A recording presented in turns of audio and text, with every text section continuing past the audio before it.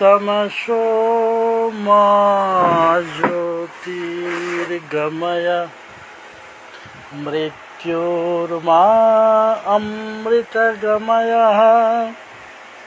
ध्वज की परंपरागत सभ्यता में आदिकाल से ही यह प्रारंभ ध्वज के उद्देश्य से किसी स्थान विशेष की पहचान करवाना मात्र ही नहीं, यह कालांतर में ध्वज को स्थान विशेष के साथ साथ वर्ण, विचारधारा आदि के भी प्रतीक होते हैं। एक ध्वज में हमारी संपूर्ण संस्कृति को परिलक्षित करती है। आप ध्यान से देखिए, इस ध्वज में क्या नहीं है। हमारे देश की संपूर्ण संस्कृति छुपी हुई है। हमारे इस तीनों रंगों में जो हमारी वैदिक विधा है, उनमें संपूर्ण वेदों की परिदर्शित और लक्षित सारे सद्गुणों को समावेश करते हुए उस अशोक चक्र की उन 24 जो लड़ी है, उन लड़ियों में हमारे संपूर्ण संस्कृति को समाहित करते हुए और परिदर्शित किया गया है।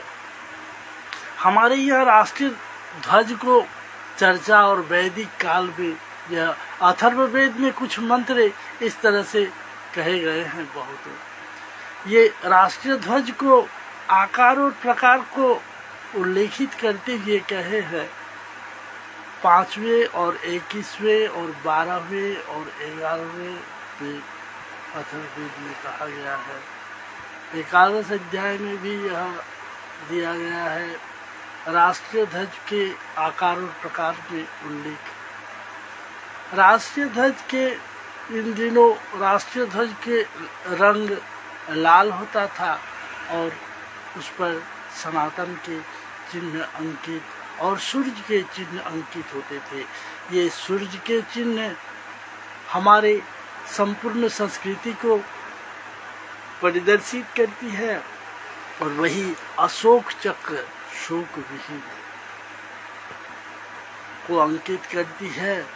और राष्ट्रीय ध्वज की यह संपूर्ण स्वरूप संस्कृति और प्रवृत्ति का प्रतीक है।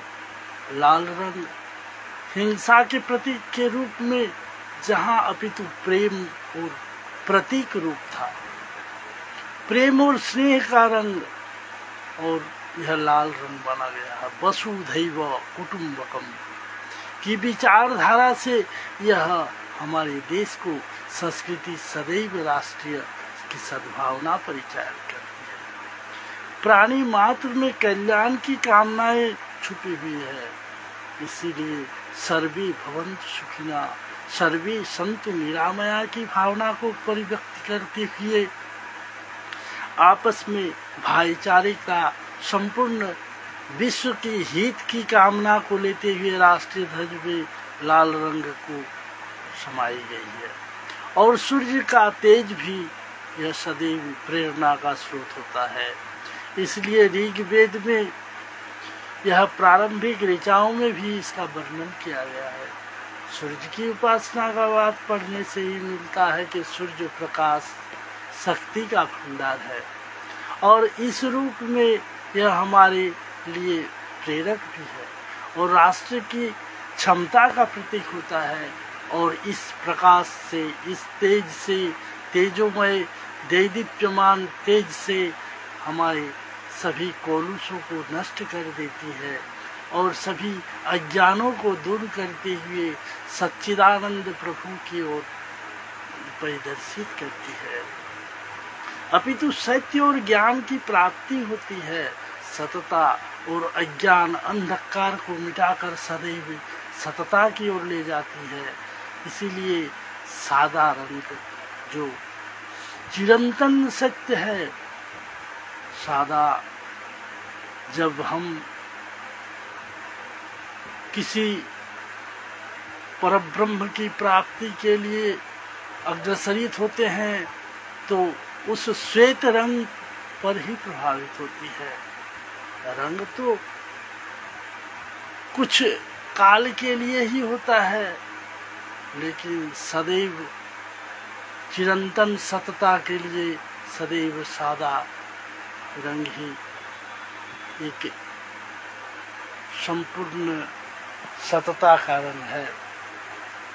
और यही दर्शाते हुए तेज पुंज सूर्य की यह राष्ट्र ध्वज हमारे संपूर्ण संस्कृति को प्रदर्शित करती है। और उस 24 लड़ियों में हमारी संपूर्ण बौद्धिक विकास छुपी हुई है। और अशोक चक्र के नाम से शोक विहीन होने से इस चक्र को उसमें विजय का प्रतीक माना गया है। पहले भी जब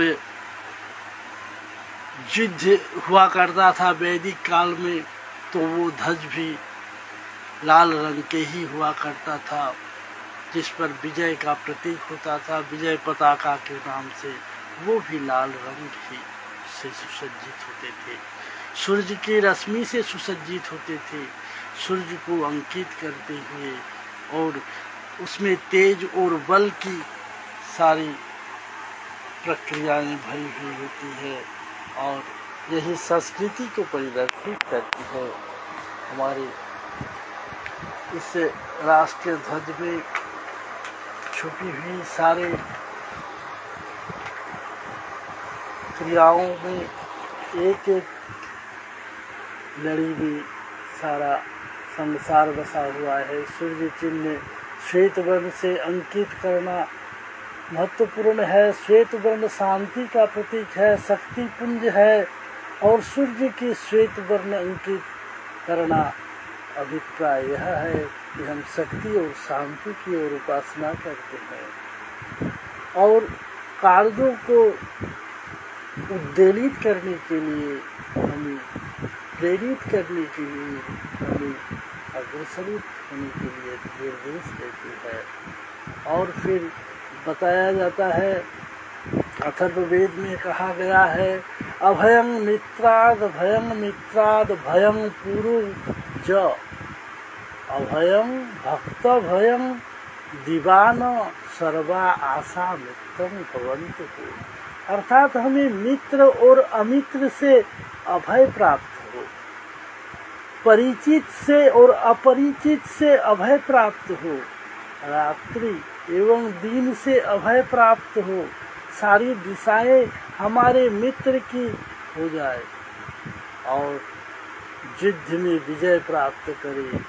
उपरांत हमें अभिजीत अपराजित इस राष्ट्र ध्वज को अधीन करने के लिए हमें संपूर्ण इस पर संग्राम संजित्य तथा लोकान तिष्ठत ध्वजम, इस ध्वज पर प्रभु हमें विजय की उद्वेलित करे। और यही कहते हुए मैं जन जन से यही अनुरोध करूंगा कि हमारे इस गौरवपूर्ण राष्ट्रीय ध्वज को सदा चिरंतन अमर और अपने हृदय में बसाते हुए, अपने सद्भावना को प्रस्तुत करते हुए संपूर्ण संसार में जन जन पे हित की भावना रखते हुए, देश की कल्याण की भावना रखते हुए इन पर अपना जान लुटा दे। प्रेम से बोलिए भगवान श्री विष्णु नारायण की जय। सर्वे भवन्तु सुखिना, सर्वे सन्तु निरामया, सर्वे भद्राणि पश्यन्तु, मा कश्चित् दुर्भाग् भवेत्।